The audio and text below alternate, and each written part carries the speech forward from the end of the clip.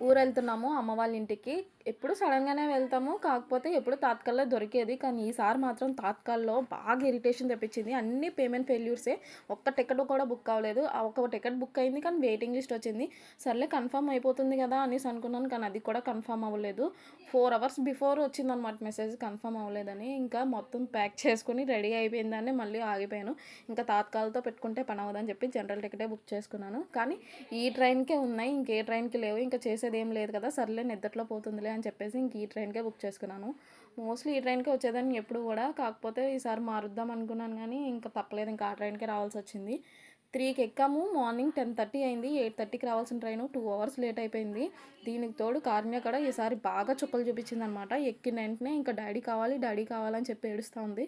ఏడుస్తా ఉంటే ఆ టైంలో అందరూ పడుకుంటారు కదా! అందరూ డిస్టర్బెన్స్‌గా ఫీల్ అవుతారు. ఏ స్టేషన్ ఆగితే చాలు ఆ స్టేషన్‌లో దిగిపోదాం అనేసి అనేది.